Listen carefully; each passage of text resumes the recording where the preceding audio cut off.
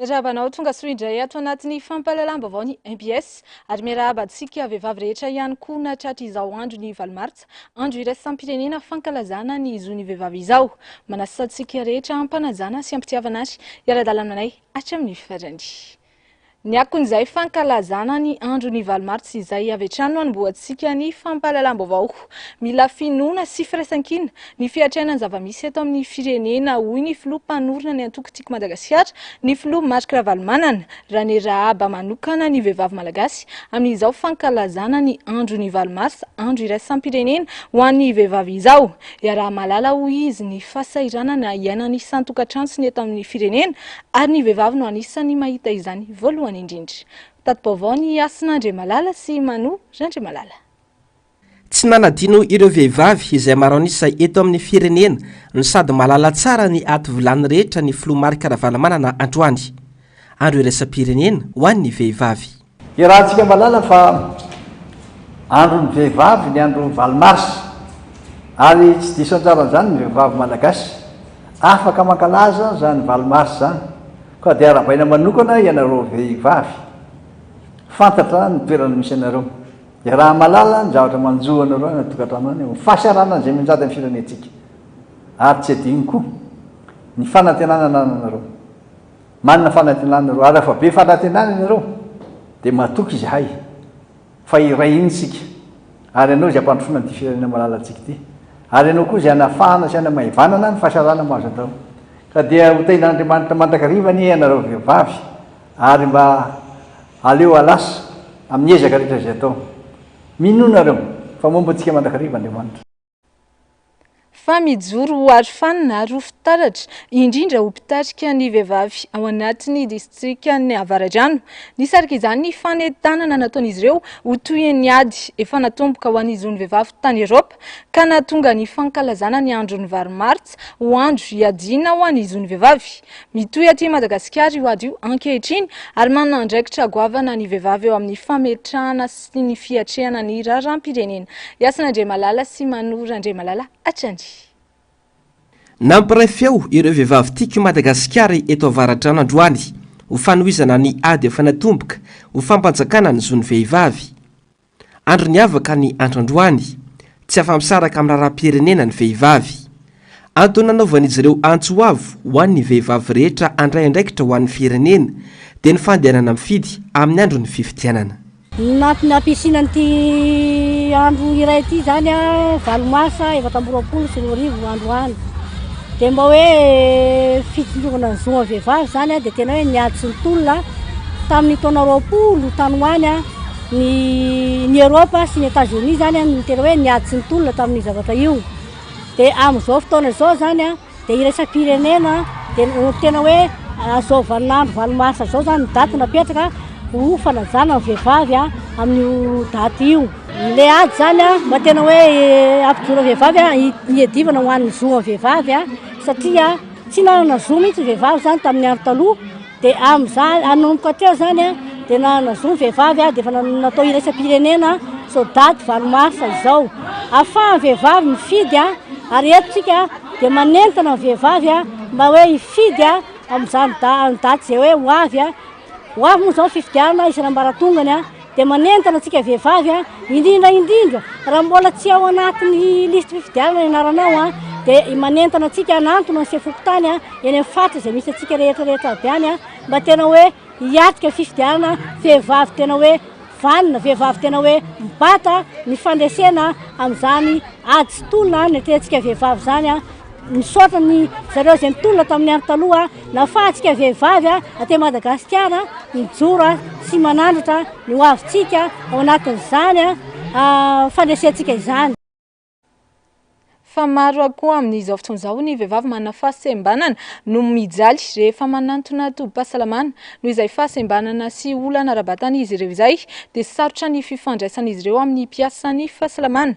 Manoloana izany dia nanome fiofanana manokana momba ny teny tanana amin'ny mpiasan'ny fahasalamana ny fikambanan'ny vehivavy manana fahasembanana mba hanamorana ny fifandraisan'ireo mpitsabo sy ireo vehivavy manana fahasembanana. Asin'Andre Malala sy Manu Randre Malala hatrany. Vitsy amin'ireo vehivavy manana fahasembanana indrindra ireo mona sy marena no misitraka fitsaboana ara-dalàna. tsy mifankahazo mantsy ny fifandraisana eo aminy sy ny mpitsabo noho ireo mpitsabo tsy mahafe ny teny tanana. Ny sehatry ny fahasalamana ara-pananahana sy ny teny tanana no ny opana ny fiofanana no mena ireo mpiasa ny fahasalamana ireto. Dia efa nanao fampiarana fohifotra zareo teo, izany hoe efa mba mahafehy aloha zany ny teny tanana amin'izay tokony hoe voafehany eo amin'ny fanatanterahana ny asa, izany hoe ny teny tanana eo amin'ny sehatry ny hoe fahasalamana ara-pananahana aloha ny tena nianarany zareo ireo, tahaka ny ohatra hoe ahoana ny fandikana amin'ny teny tanana, ny hoe marary ianao na hoe mila misasa na hoe tia ny fanabeazanaizana tokony arahanao sy ny sisa, dia efa voafihan'ireo mpiatsehatra ara-pahasalamana. Izy ireo dia efa miasa am-perinasa izy ireo manao ny asa ny any amin'ny faritra misy azy avy any ka dia ody zany zareo zao dia hanao ny asany fanaony andavanandro fa dia ny tombony zany dia hoe raha misy marenina vehivavy marenina tonga mitsidika andrareo dia efa tsy manana olana tsony izy. Ary ny efa nampitaina ihany koa zany dia hoe mpiatsehatra ara-pahasalamana 30 tsy afaka iantsehatra daholo amahany olana zany filana amin'io resaka hoe teny tanana io any amin'ny amoro-manisy aloatra mangoro, fa dia hoe anjarany zareo indray zany mampita mizarany fahaizany amin'izay mpiara-miasa aminy any atoerana. Notolorana sertifika androany moa ireo mpiasa ny fahasalamana na vita fiofanana ireo. Vehivavy reny modely eo atokantrano indrindra fa modely eo anivon'ny fiarahamonina manoloana izany andraikitra makadiry miandry ny vehivavy izany dia ny trotro-ambavaka ny vehivavy rehetra eran'ny Madagasikara ny FFKM sampana Atsimondrano ho amin'ity andro androany Valomartsa fankalazana ny andro iraisam-pirenena ho an'ny vehivavy ity. Nisy ihany koa ny fampianarana manokana momba ny fitondran-tena amin'ny vehivavy kristianina. Germain Nomenjanary sy Taizinaina kosa no mitatra izay vaovao izay.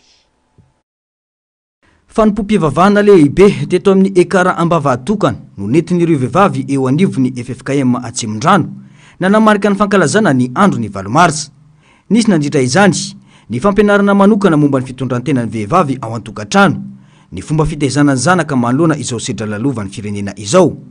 Vehivavy mendrika any Kristy ao an-tokantrano sy eo anatrehany ankohonana no azo amehezana ny fampianarana. Sika no akaiky fomba zanantsika dia tsika zany milamezana hoe ahoana alalahako maso firenena izany accompagnement dia ahoana mahaizaka mipetraka toerana compréhension dia ahoana ina ny fataherezana mba tokony atao isanandro. Zay dia tsika hoe manoloana an'ilay hoe namana ihany koa izany. Tsika rehefa tamina tsy miteraka vampera dia mba misy namany rehefa miteraka io zany dia zananao atao hoe namana dia tokony apetraka toerana hoe tena namana koa izany. Ka reo namana hoe dia tsika ihany ny toerana asehontsika no alaikary amin'ny maharehtsika. Maro ireo vehivavy no miady rery manoloana ireo olana ao an-tokantrano ankehitriny, tsy mahalala ny zony ka zava-dehibe ny fiaraha-mivavaka sy ny fampianarana toy izao hoy ny fanazavana. Tena maro ireo vehivavy mitolona ho an'ny fahazahoana ny zo ho an'ny vehivavy izay. Na izany aza nefa dia mbola misy any hoany vehivavy tsy manana zo na hoe alehivavaka ny am-piangonana azy. Mbola misy any hoany vehivavy tsy manana zo na dia hoe hiasa hitady vola azy. Mbola misy any hoany vehivavy tsy afaka kory mandiha an'izany hoe toerana fianarana izany. Mbola misy ny geja, mbola misy ny sedra hianantsika vehivavy nefa ankehitriny dia miara-miongom-peo isika ary ny tena zava-dehibe indrindra dia mitondram-bavaka isika ho an'ireo vehivavy rehetra izay mbola miaina ao anatin'izany gety izany. Koa ny afatra atolotra anareo anio ho anareo izay tonga eto ho an'ny vehivavy rehetra manerana Madagasikara na izao tontolo izao mihitsy azy dia ny hoe samy isika mijoro ho an'ny firenena ary iaina amintsika ao anatin'ny fifanajana tanteraka izany mba hampanjakantsika ilay teny izay nosafidiana tamin'ity fivoriana ity fiarahantsika ity dia ny hoe fa iza moa ny namako dia ho feheziko hoe tiavo ary ny namanao tahaka ny tenanao tiava ny fahavalonao tahaka ny tenanao. manoloana ny fahasahiranana lalovan'ny vehivavy izany dia nanolo tanana azy ireo Ramatoa Sylvia Rasimbazafy izay nanamarika fa ilain'ny firenena ny firaisan-kina ny vehivavy. Nisy ny lelavolana tolotra ho an'ireo fikambanam-behivavy FFKM. Ankoatra ny fampianarana dia nisy rindran-kira nataony isam-piangonana.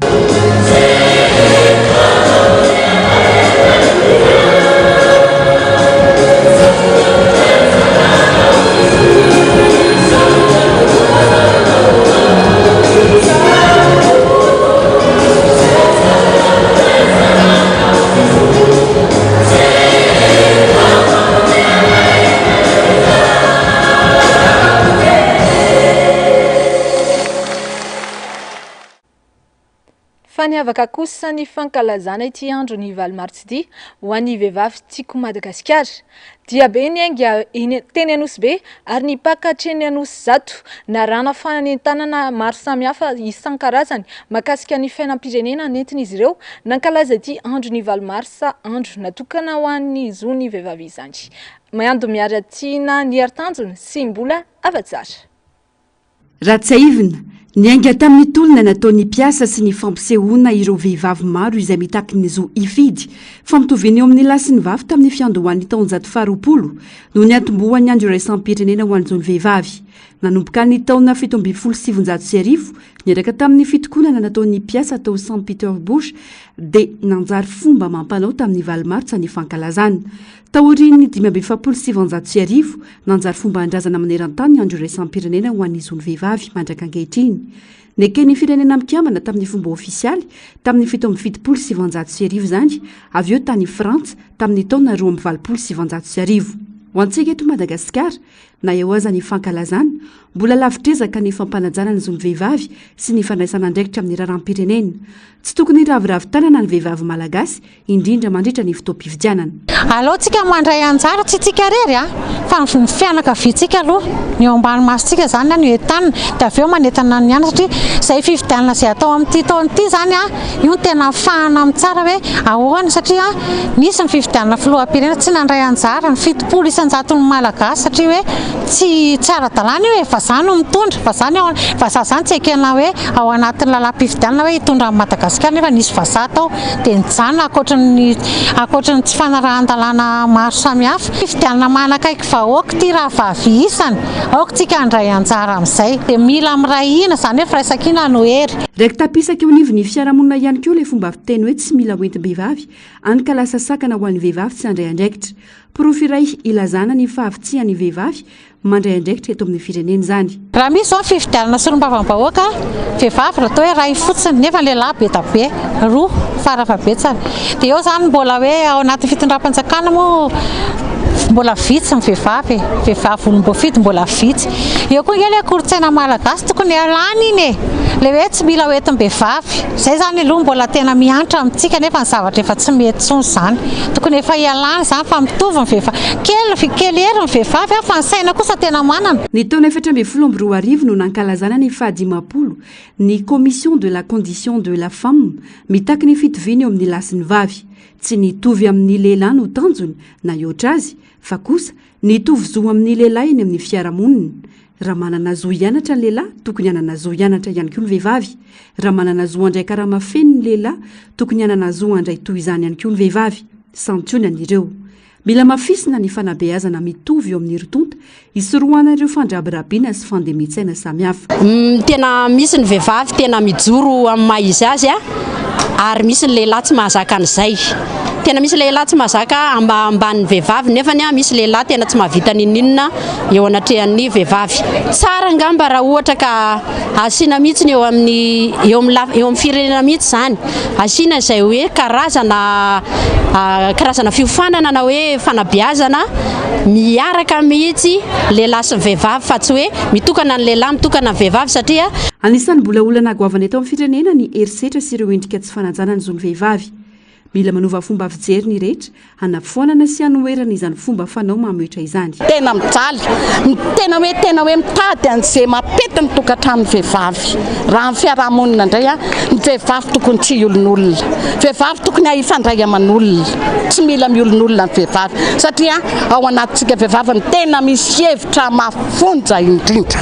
Tsy haiko hoe inona ny antony vazay. Le toe-tsaintsika mihitsy ny tokony ho vanaingana dia aingana. Ny fifampitondrana tsy azo eritreretina raka izany tsisy ny vehivavy mandray andraikitry hoy ny raim-pianakaviany. Andraikitry ny vehivavy dehibe dia nizoantsika samy mbola olombelona tsotra fotsiny ara misy tsy voahaja dia maika moa fa ino izy teo fa hoe voatokana hoe ho an'ny vehivavy zany dia tokony mbola hanao ezaka manokana zany ataoko hoe fitondrana dia sady fiarahamonina ihany koa hoe mba hanome lanja bebe koa ino izy teo ny vehivavy fa ny vehivavy ekinany zavatra be dehibe. Firenena dia ao anatiny hoe ny reny vehivavy ny dikany. Tsy azo eritreretina zany ny tsisy vehivavy. Tsy azo eritreretina ny tsisy vehivavy mandray andraikitra ao tokantrano. Tsisy vehivavy mandray andraikitra ho an'ino izy teo ao anatin'ny fiarahamonina. Tsisy vehivavy mandray andraikitra ao anatin'ny firenena indrindra. Tsy azo eritreretina zany. Etsika maro no nanamarina ny andro maneran-tany ho an'izony vehivavy androany Valomartsa. Dia be ny ainga teny Anosy hatreny Anosato no nanamaria ny vehivavy tima ny androany. Fotoan-dehibe nanehoana ny rehetra fa misy vehivavy mijoro sy mandray andraikitra eto amin'ny firenena. Nandritra ity fotoana ity ihany koa no ny fanakalozana hevitra, ny fampiainoana sy ny famozaram-baovao, indrindra fanentanana amin'ny raharam-pirenena. Fa tsy diso anjara fa anisany nankalaza ity andro ny Valomartsa ity ihany koa ny vehivavy ao amin'ny commune ambanivohitra Ambohidrapeto.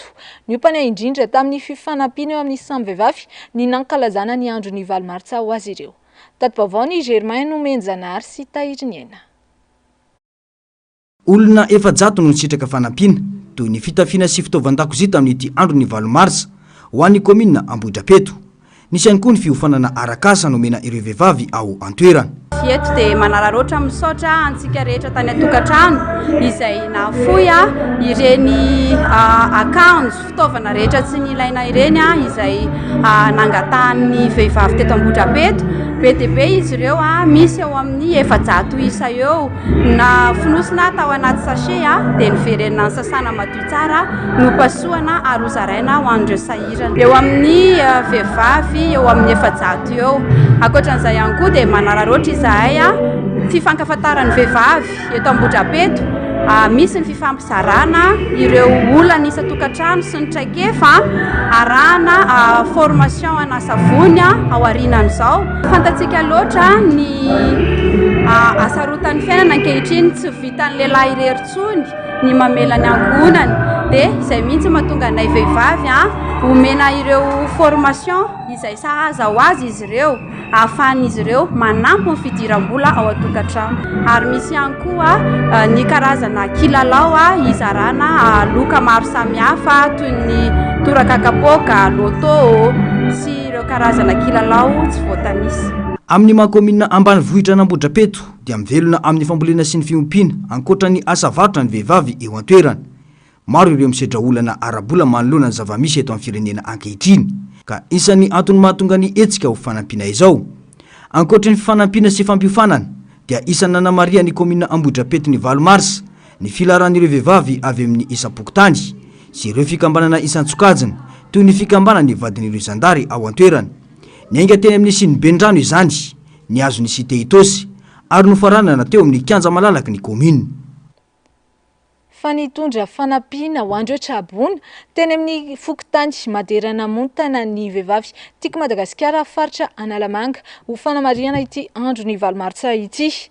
Teny toerana nitondra izay voatsirambony tanany izay ary nanao hetsika fitsabona maimaim-poana ny avy amin'ny antoko-tiako Madagasikara no ny fangatan'ireo trabona izay notariny sekretera jeneraly ny antoko Rina Randremasinoro tanatin'ny ranomasina no nandraisan'ireo mponina sy ireo trabona azy no ny fanilikiliana sy ny faniliana sy ny fandroana azy ireo tao amin'ny EPP fandraisana trabona rehefa fantatra fa izara fanampiana eny an-toerana ny avy amin'ny antoko-tiako Madagasikara. Tena toerana moa iando miaratiana sy ny aritanjona ary mbola ava tsara mitatra izay vaovao izay. Tokatrano roapolo misy olona 720 no traboina ka natompo tao amin'ny EPP Maderana Montana taorian'ny rotsakorana ny sesy faranteo.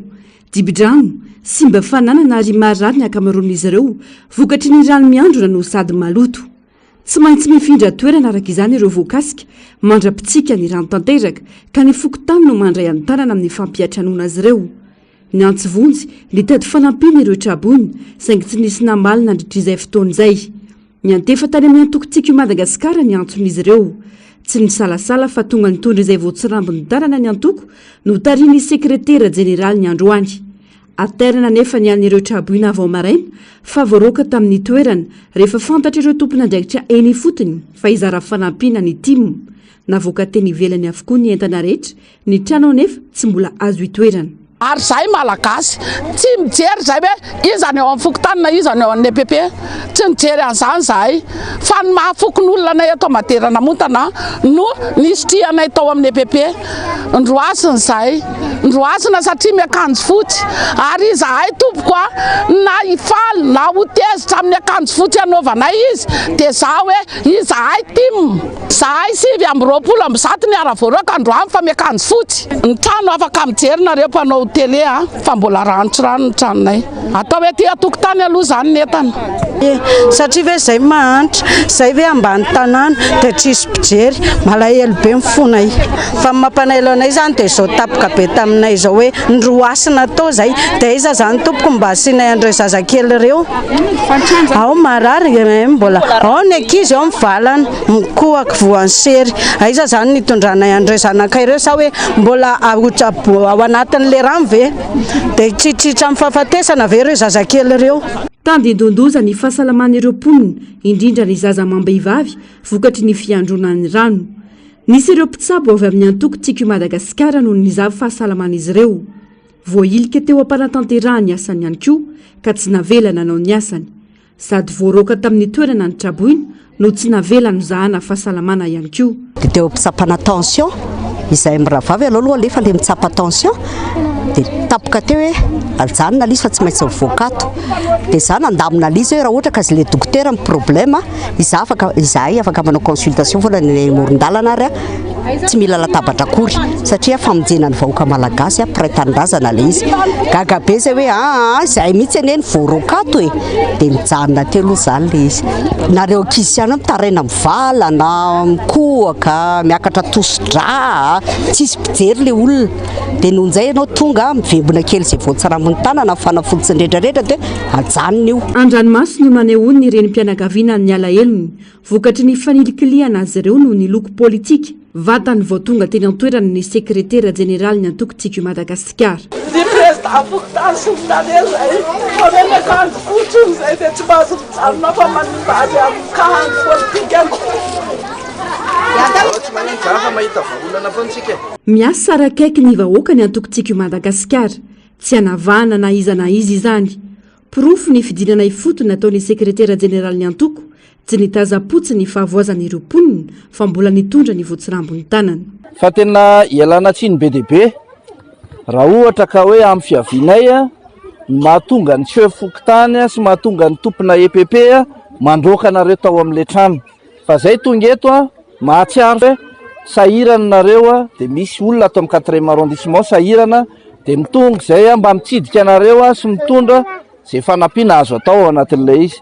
Ny fanampiana entinay tsy hanika voky be akory ary tsy hoe havita taona fa mba zay kely zay takatry ny tanànay fotsiny no entinao anareo hanampiana anareo zay tsy sanatry ny vava hoe rehefa ohatra ka tonga ny propagande ho avy ny fifidianana dia tonga andeha hividy vatonareo nandeha hanadalanareo amina zavatra tsy misy antony fa zay an'olo tena mihitsy rehefa tonga ety aminareo ety hoe hiara hijerytsika inona tena vahaolana ho atao anareo ety amin'ny toerana misy anareo satria ny fiainana tsy vitany ray andro tsy hoe rehefa mahazo vary androany na mahazo yaorta androany na mahazo inona dia vita ny fiainana mitohy ny antom-pisinay andeha hoakaty aminareo io dia tena hiara hiaina aminareo zay tena hiara hijery aminareo ary mifahoriana mahazo anareo. Fitafiana no natolotra ny vehivavy ho an'ny Traboina ho fanamariana ny andro ny Valomartsa androany. Fa izay kosa dia fitafiana zany izay voangona vehivavy no atolotra ho anareo ka raha isao mpitiavana tompoko. Dia zany hoe tsika vehivavy andray andraikitra amin'izay satria tsika maro anisa. Tena hoe alao tena mandeha mifidy amin'izay fa iza miandry fotsiny hoe eto izay dia hipetraka dia hanasa lamba dia amelona vady aman-janaka fa tena mila mandray andraikitra tsika miditra ao anaty fifidianana. Afaliana no nisoritra teny amin'ny endrik'ireo Traboina. Nampitsiry ny fanantenana indray ny fandalovan'ny ireto delegasiona ireto izay tsy vitany nitondra fanampiana fa niainy ny tarainan'ny vahoaka ary nanome toky fa hitondra vahaolana ho amin'izany. Tsy tazana teny an-toerana moa ny Sefokotany tamin'ny fotoana nanangonana ny vaovao ka tsy nafanana ny tany azy manoloana izao fandroana Traboina izao. Dia iny vaovao iny ihany koa ny anakatonantsika tanteraka ny vaovao mahakasika ny fankalazana ny andro ny Valomartsa ho amin'ny androany ka hiampitahantsika amin'ny lafim-baovao ny politika. Efa saika vita avokoa ny fifantenana ireo kandida ho atolotry ny vovonana firaisan-kina manerana Madagasikara ary efa eo ampiomanana amin'ny famoahana ny lisitra ireo kandida hisalotra ny anaran'ny vovonana ny mpikambana raha nambarany co-président ny vovonana firaisan-kina Masikira Valomanana. Yasanandre Malala Simano, Jandre Malala. Amin'ny herinandro ambony no ivoaka lisitra ireo kandida atolotry ny vovonana firaisan-kina raha nambarany co-président any vovonana firaisan-kina Masikira Valomanana. Efa madiva ifarana ny fifantinana ireo kandida ary fantatra fa isy ny kandida ny firaisan-kina avokoa ny distrika 20 manerana a Madagasikara. Vita somatsara ny akamaroany rolay Castine na ireo fifidianana izay ho kandida isaka ny distrikta rehetra eto Madagasikara. Eo ampamaraparanana azy izahay ka amin'ny herinandro ambony iny dia vorainareo ny isany sy izy rehetra fa le kandida izay ho lany dia mahazo an'izy ity mbola tsisy mihitsy zany na iray ary ny zaraina an'izy ity afa-tsy olona ray na roa ngambana izay ka raha misy milaza any ambadika any efa nahazo tsisy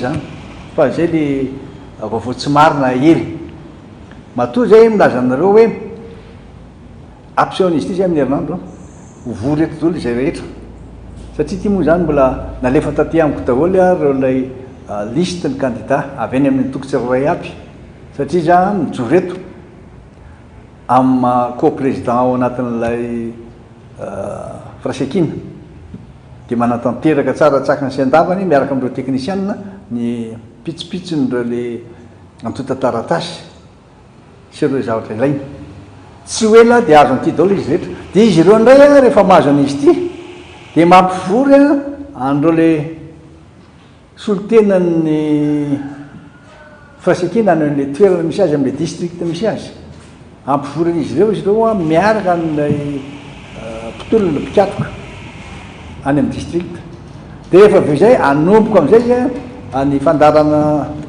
fandaram-potoana rehetra mba hanao izay ampandaniny an'izy ireo ka dia miantso ny voaka malagasy rehetra samby heritreritra fa matoa zay milaza hoe firaisan-kina dia dikany zany zao Madagasikara any malagasy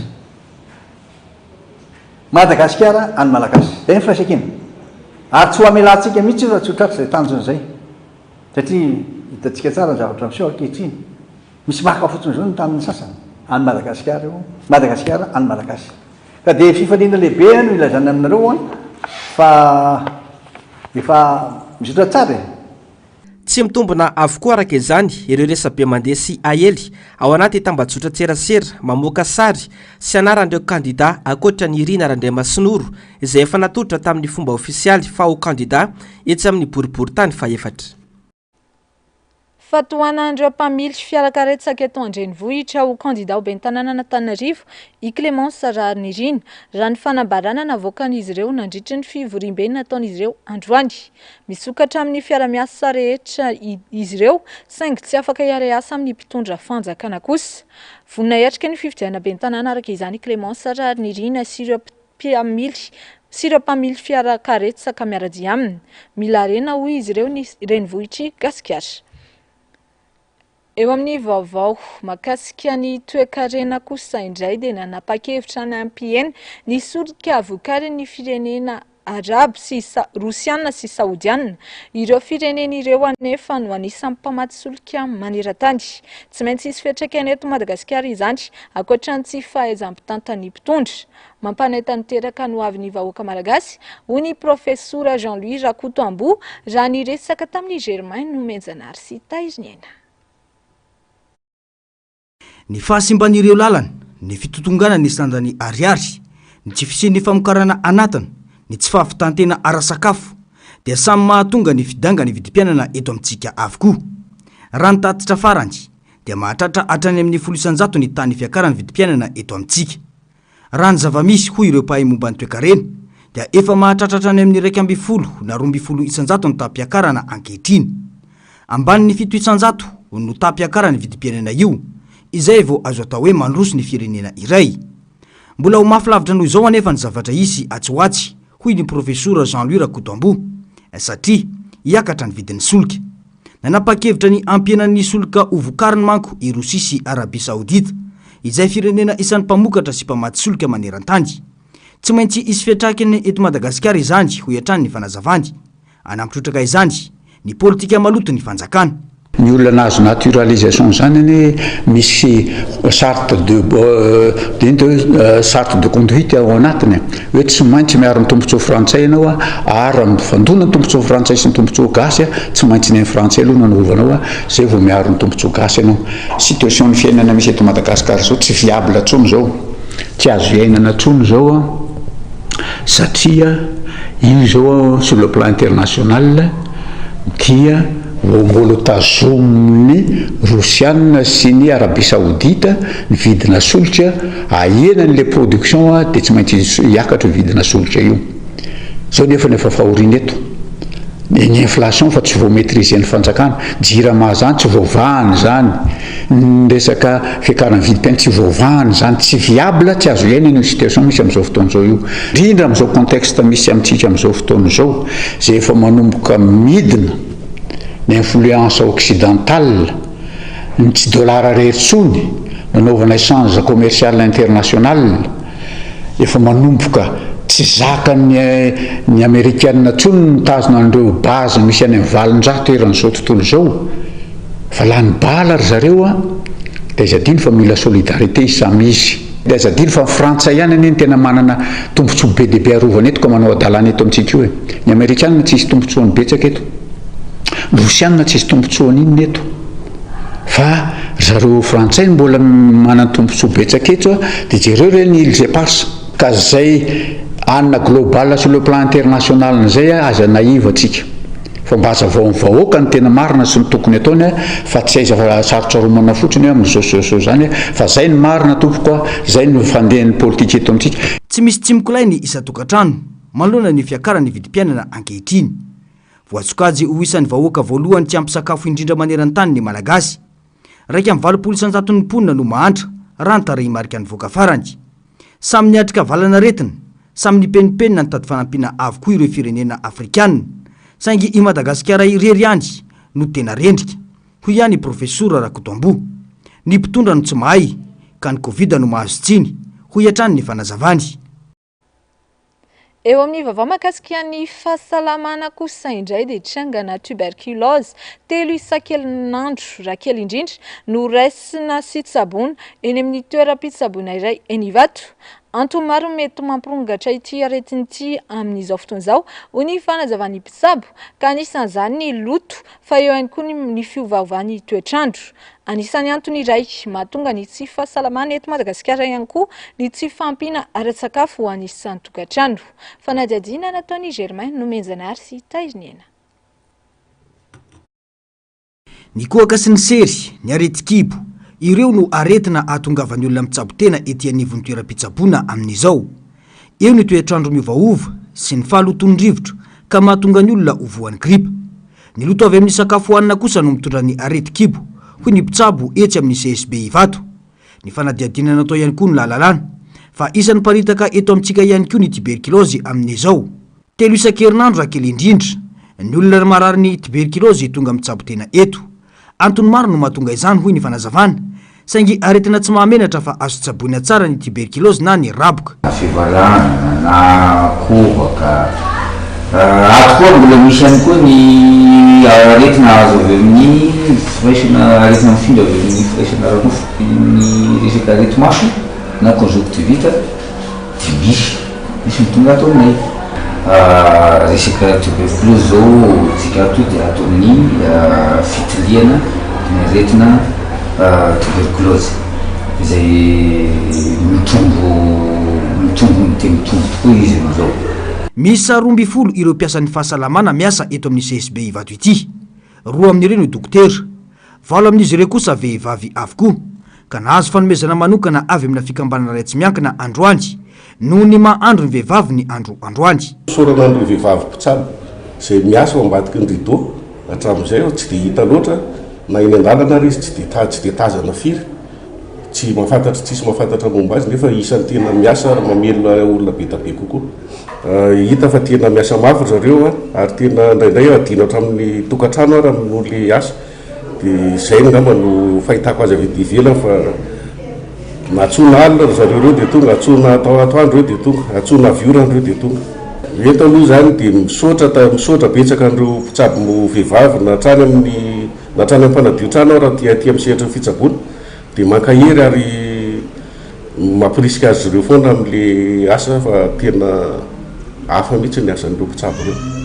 Raha ny fanadiadiana ihany dia misy amin'ireo mpiasa ao amin'ity toeram-pitsaboana miankina amin'ny fanjakana ity no mpiasan'ny komina manatanteraka ny asa ao aminy.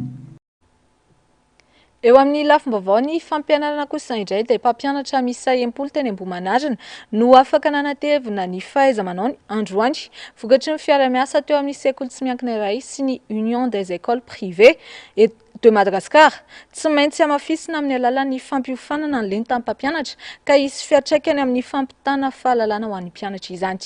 Teny toerana nanao izay fanadiadiana izay Iando Miaratina ny Artanjona ary mbola avatsara. Atao anjorom-bala ny sekoly tsy miankina, tsy misy ny fiahina manokana azy ireo fa mandeha amin'ny herin'ny tenany amin'ny fampandehanandra ray iny anivon'ny sekoly.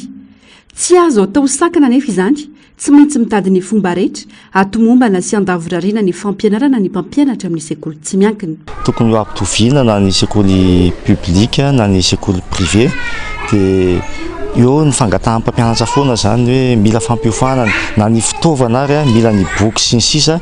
Ny amin'izao moa dia ny any amin'ny sekoly publika foana no misitsaka ny boky izay atotan'ny fanjakana fa ny aty amin'ny sekoly privé dia tsy mahazo an'izay. Mety misy ihany mahazo fa ny akamaroa moa zany dia tsy mahazo kanefa ny sekoly privé maro andisy eto Madagasikara ary manampy ny fanjakana amin'izay fampianarana izay ka izay ny teneniko hoe mila jerena koa ny sekoly privé satria anisany koa mampianatra ireo ankizy ireo anisany mandray anjara briky amin'ny resaka fampianarana dia eo amin'ny mila tohana amin'ny boky mila tohana amin'ny fampiofanana fa tsy hoe miady rehetra satria programme mpanjakana ihany tsina no arahan'ny sekoly privé dia mila jerena mafimafy kokoa zany hoe aiza ny fampiofanana. Mampitomboana ny fahaiza-manao ny mpampianatra amin'ny alalan'ny fampiofanana azy ireo. Anjaran'ireo mpampianatra ao amin'ny faritra Ambohimanarina no nisitraka fampiofanana mamaim-pona androany. Fiara-miasa teo amin'ny Union des écoles privées de Madagascar sy ny sekoly tsy miankina iray izany.